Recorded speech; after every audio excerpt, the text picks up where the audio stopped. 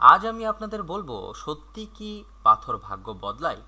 আপনাদের ভালোবাসায় নিউজ বাংলা টিভির এখন 14,000 সাবস্ক্রাইবার। যারা এখনো সাবস্ক্রাইব করেননি তারা নিউজ বাংলা টেলিভিশনের সমস্ত নতুন ভিডিও সবার আগে পেতে প্রথমে সাবস্ক্রাইব বাটনে ক্লিক করুন, তারপর পাশে থাকা বেল আইকনটিতে প্রেস করুন, এরপর শূন্য স্থানটিতে টিক চিহ্ন দিন এবং সেভ বাটনে ক্লিক করুন।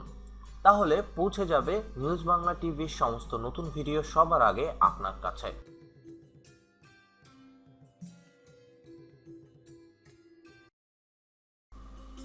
অঙ্গ শোভার জন্য হাতের আঙুলে আংটি কিংবা সেই আংটিতে পাথর লাগিয়ে পুরোটা অতি প্রাচীন একটি প্রচল। পৃথিবীর সব দেশেই এই প্রচল রয়েছে। এক্ষেত্রে এটি একটি গহনা বিশেষ। একইভাবে ভাগ্য পরিবর্তনের জন্য আংটিতে বিভিন্ন ধরনের পাথর ব্যবহারের রীতিনীতিও বিশ্বজনীন। কতকাল আগে থেকে এই রীতি চলে আসছে তা বলা খুবই মুশকিল। ভাগ্য পাথর ব্যবহার দ্বারা বদলানো যায়, এটা কেউ বলেন নিছক কুসংস্কার, কেউ বিশ্বাস করেন খাঁটি এবং যথাযথ পাথর ব্যবহার করলে মানুষের ভাগ্য পরিবর্তিত হবেই।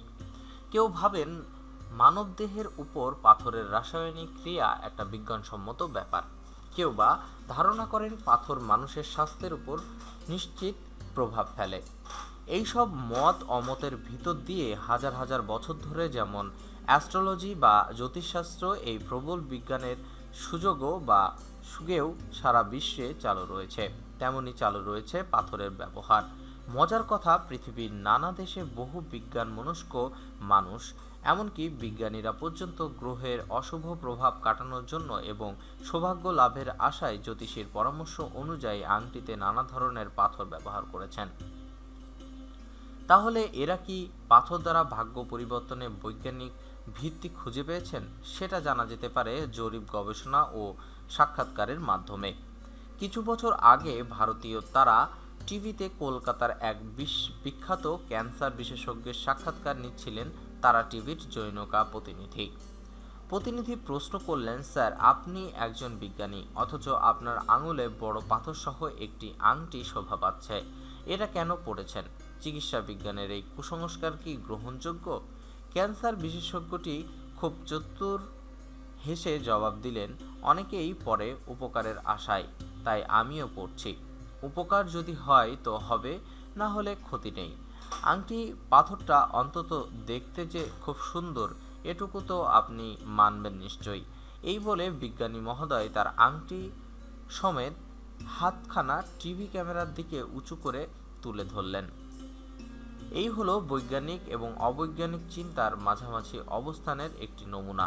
অ্যাস্ট্রোলজির বিভিন্ন শাখার মধ্যে একটি হচ্ছে রাশিশাস্ত্র। এটা আপনারা সবাই জানেন। মূলত রাশি বিচারের মাধ্যমে নির্ধারণ করা হয় কোন জাতকের জন্য কোন পাথর এবং কতজন ওজনের পাথর পরা দরকার।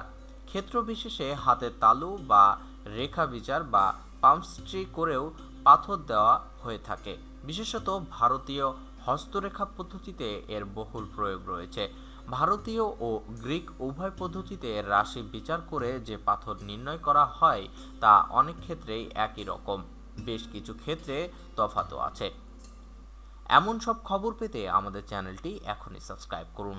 ভিডিওটি ভালো লাগলে লাইক করুন, কমেন্টে আপনার মতামত জানান এবং ফেসবুকে আপনার বন্ধুদের সাথে শেয়ার করুন। ধন্যবাদ।